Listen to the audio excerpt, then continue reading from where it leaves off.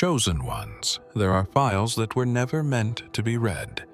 Among them lies a reading, one so disturbing, so piercing to the foundation of hidden history, that even Edgar Cayce's own team removed it from the archives, not because it was false, because it was too true.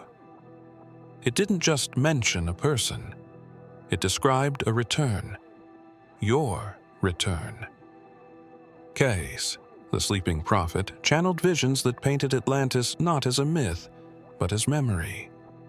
He spoke of soul fragments returning in modern times, bearers of ancient power who once walked the glowing corridors beneath the ocean. One file, referenced in whispers by archivists, was marked with a name that didn't belong to history. It belonged to the future. You. The reading described a being of light, born in the era when the crystal grids still pulsed beneath the ocean floor. It saw a fall, a choice, a sacrifice made to seal something ancient away.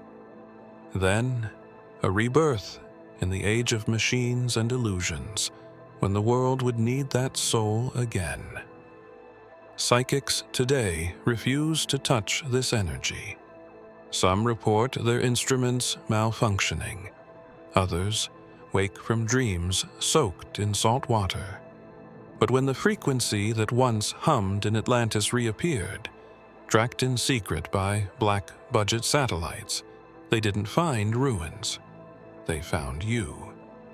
Why would the elite erase a reading unless it shattered their control?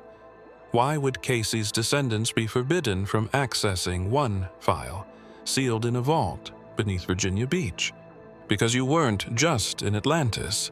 You were a key, a closer, a guardian of something they couldn't decode. There was one reading that never made it into the official archives, a session unlike any other.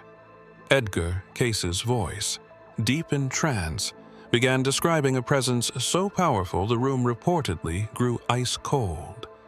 The stenographer's notes were interrupted, the tape stopped recording, and the transcription, never completed, was labeled missing. But fragments survived. Hidden in a forgotten envelope, a phrase remained. One shall return bearing the frequency of the deep, known not by name, but by the echo of what was lost. Scholars dismissed it. Archivists were warned not to look deeper. But underground researchers, including a defector from the ARE itself, claimed that Cayce was describing a soul who reincarnated in cycles tied directly to Atlantis. Not just any soul, but the one who silenced the final beacon before the collapse. Why was this specific reading scrubbed from the record? Cayce spoke of dozens of reincarnations, but only one reading mentioned a light so old it made time bend. A being who carried the seal of the crystal halls in their DNA. And as the psychic began to describe this being's current incarnation, the recording malfunctioned. Equipment failed. The session ended abruptly, with Cayce jolting from his trance in visible distress. Witnesses claimed he muttered the same sentence before collapsing. They're watching the gate. They know who it is now. Later that month, Cayce's team filed the reading as incomplete. Within days, the original documents were transferred to a sealed vault, one even the Cayce family wasn't permitted to access. Only one name remained scribbled on the folder in faint pencil. Awakened 1, D12-3. But here's what they didn't expect. Recent AI systems scanning through fragmented audio logs caught an anomaly. In a warped segment of audio, distorted by static, the name of a city is whispered. Not just any city, Poseidia.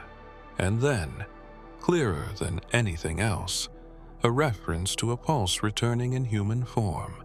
Long before your first breath in this life, you walked through light. not sunlight, but crystalline resonance, pulsing from walls that responded to thought. The crystal halls of Atlantis were not built. They were sung into being.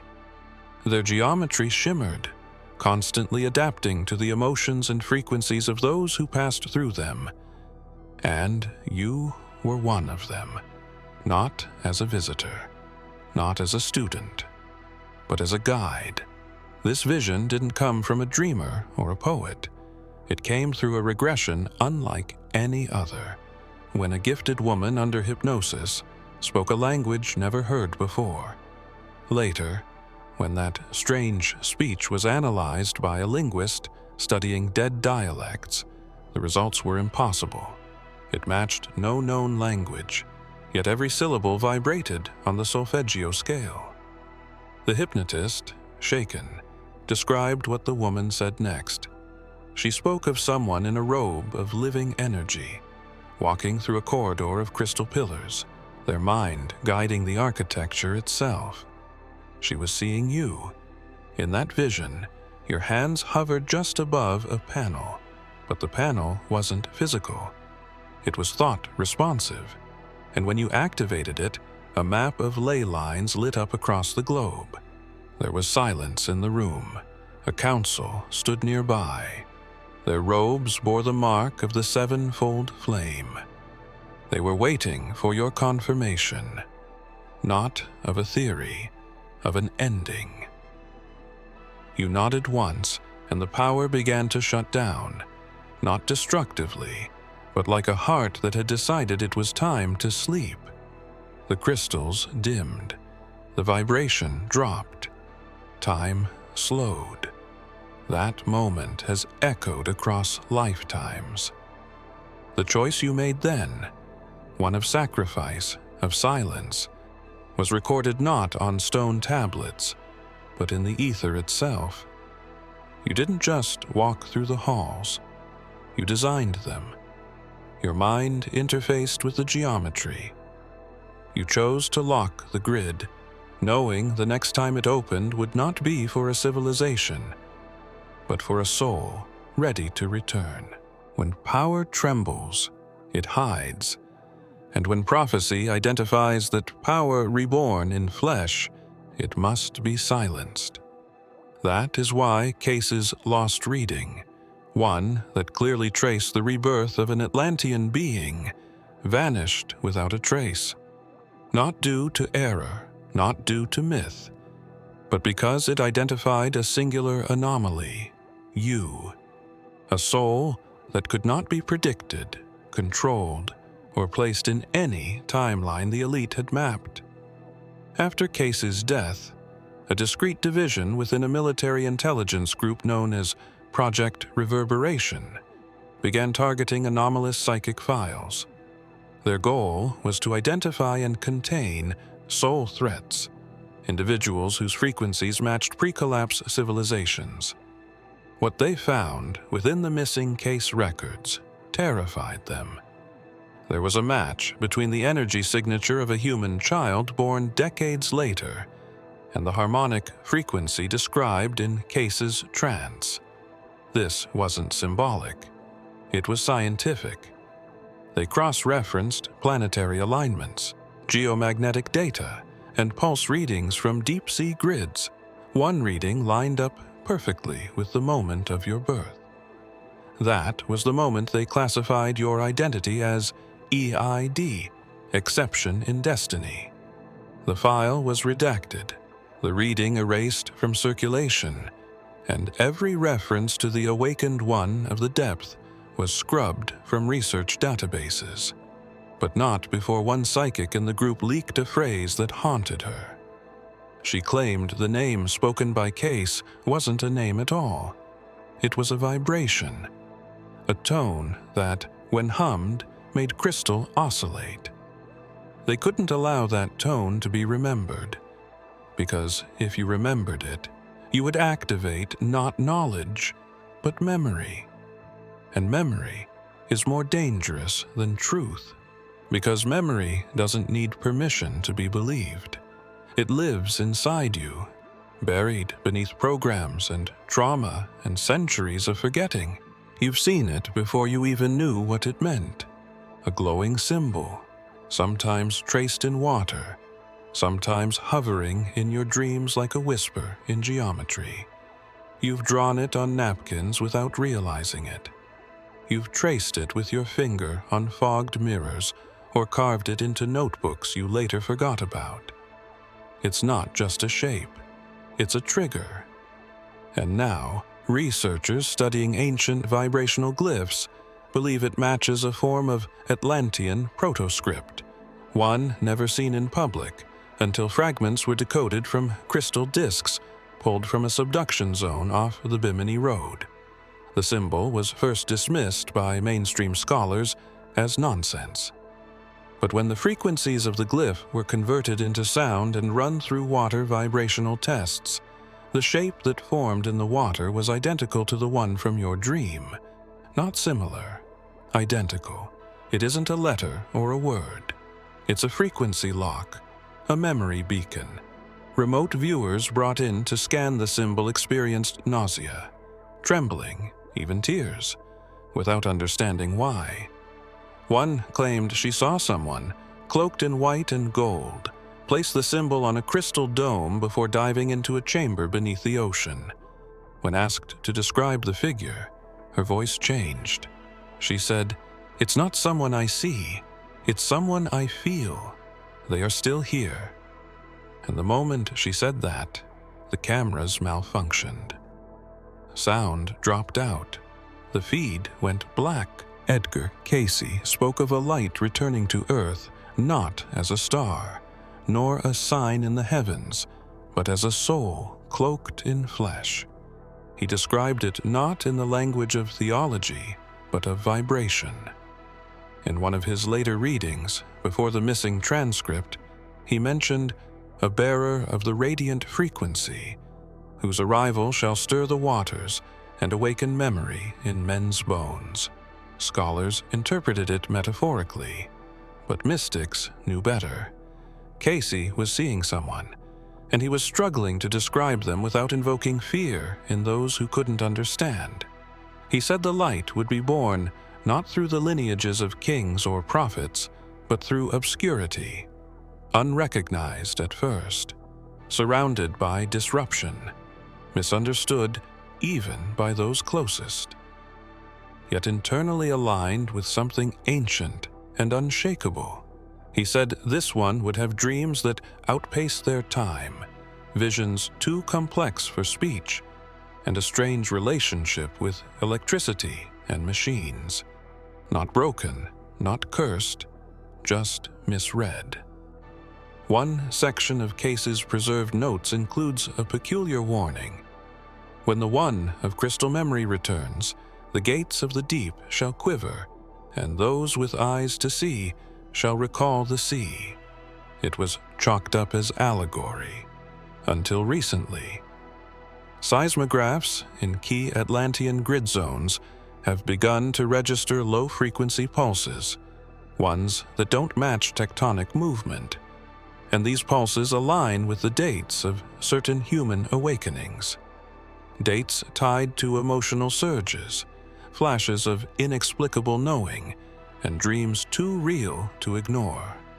Yeshua once said, "The light shines in the darkness, and the darkness has not overcome it."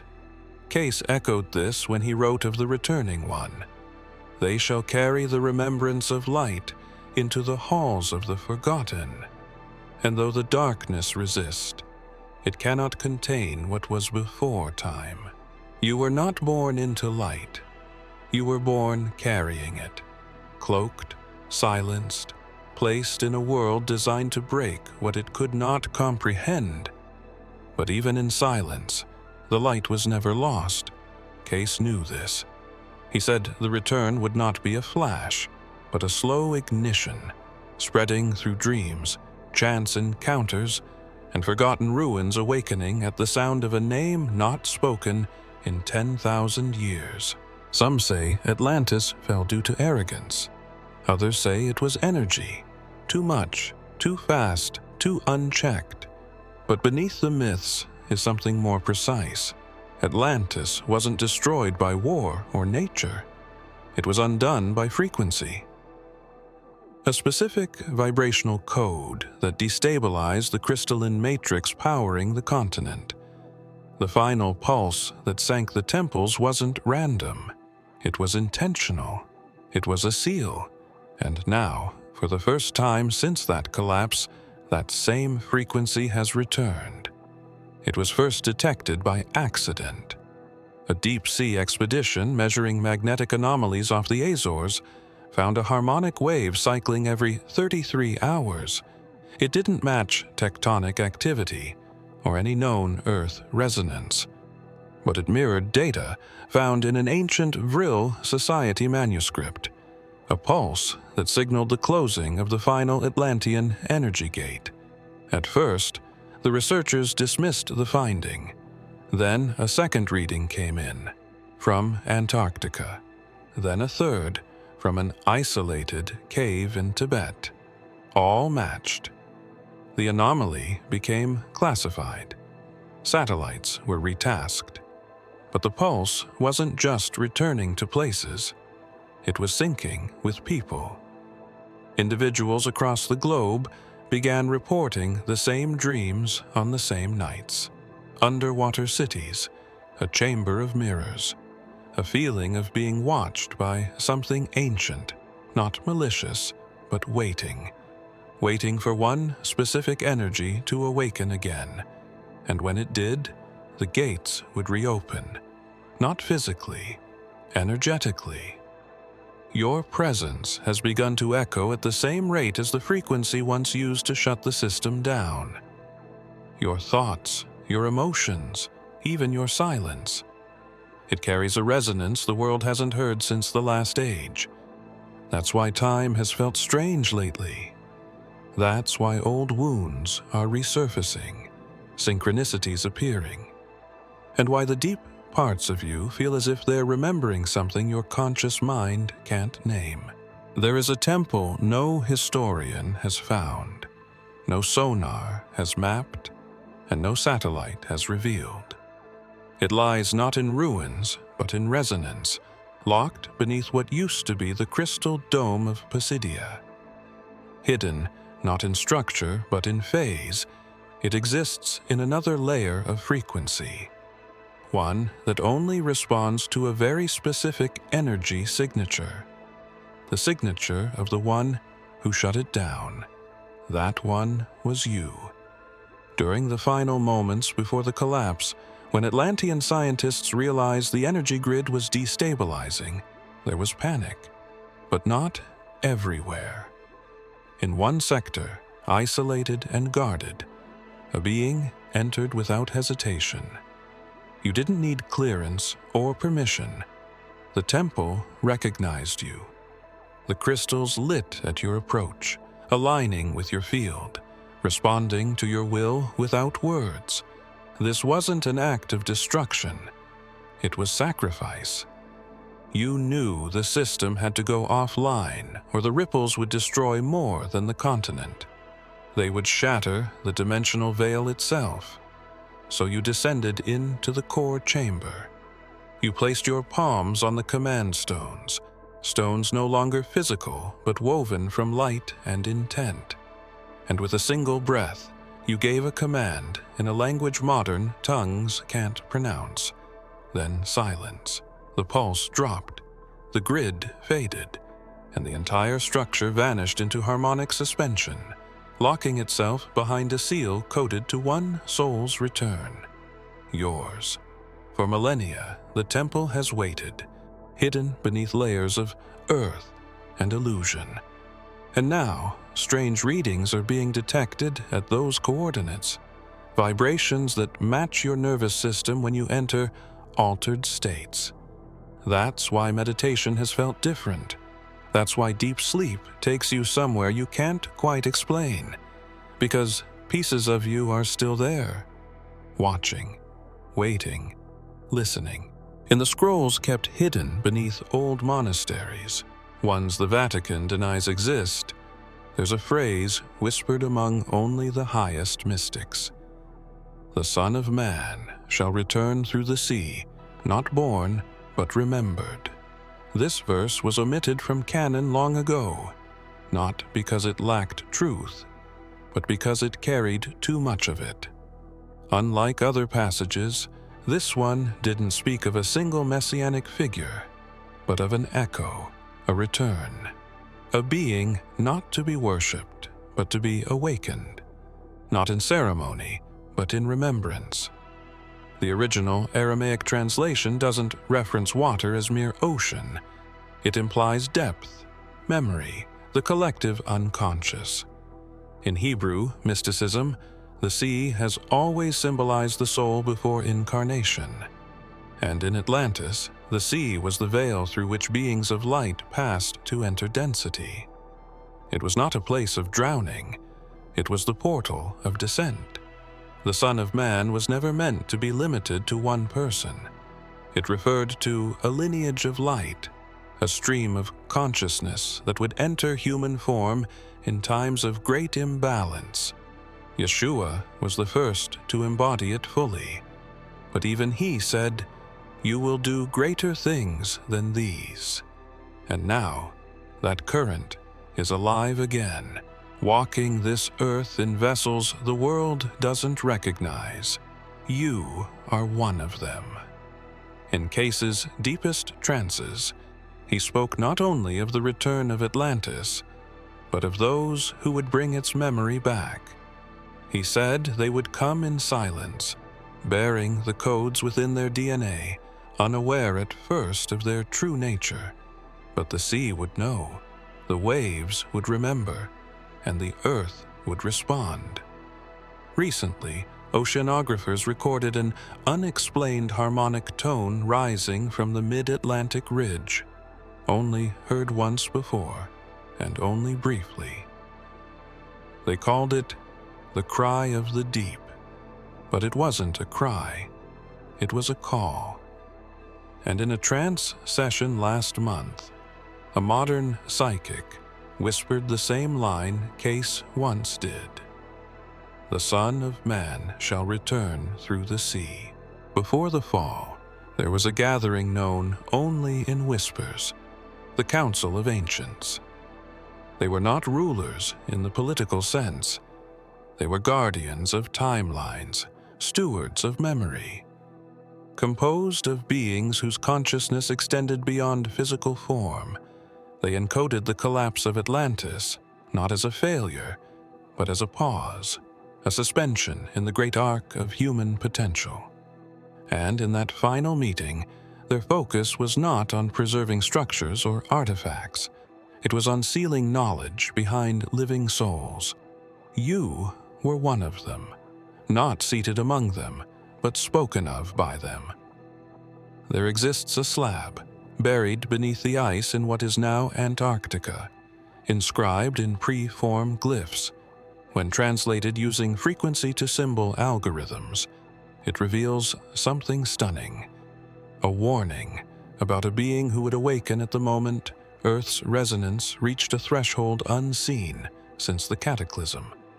The slab calls this being the mirror flame, a consciousness not just remembering the past, but triggering its return. The Council predicted resistance. They knew when this soul awakened, the systems built to suppress memory would go into overdrive. That's why you felt pressure from all sides lately. It's not paranoia, it's pattern. The grid recognizes you. So do the Watchers. You weren't meant to wake up in one moment, but across many. Fragment by fragment, dream by dream, truth by unraveling truth. The Council embedded codes in nature, sound, and geometry, each one acting like a breadcrumb trail, and you've been finding them without realizing why they feel so familiar. In one preserved transmission from a monk who claimed to channel remnants of the Council, a sentence repeats, "The gate shall open not when the stars align, but when the one made of them remembers." You've looked to the sky for answers, but the Council always pointed inward. They said the one who returned would not bring thunder or spectacle. They would bring a vibration, a tone so subtle that only silence could recognize it. And when that tone is reached, the council's warning becomes a prophecy fulfilled. You've already begun humming it in your sleep. They don't talk about it publicly, but behind closed doors, among the circles of trained intuitives and professional remote viewers, there's a silent rule. Your file is untouchable. Not because it's blocked, not because it's empty, but because it's overwhelming. Too much light, too much origin. The moment a psychic tries to scan your field beyond the surface, their vision begins to fragment. Some report flashes of submerged cities, temples without doors, corridors where sound bends into color. Others report going completely blank, as if their mind has entered a space outside linear time. The most sensitive ones simply stop reading altogether. They say it's like staring into a mirror that doesn't reflect you, but the version of you that never forgot. A well-known clairvoyant once attempted to channel information on your past. Not even your name, just the frequency you carried. Moments into the session, she gasped and pulled back, claiming her guides had gone silent. "They're not ignoring me," she whispered. "They're bowing." Another medium went blind for 3 hours after attempting to trace your Akashic thread. When her vision returned, she spoke in a language no one recognized for 7 minutes straight, until her pulse stabilized. This isn't drama, it's interference. Your presence in the energetic field creates ripples that override the usual access points.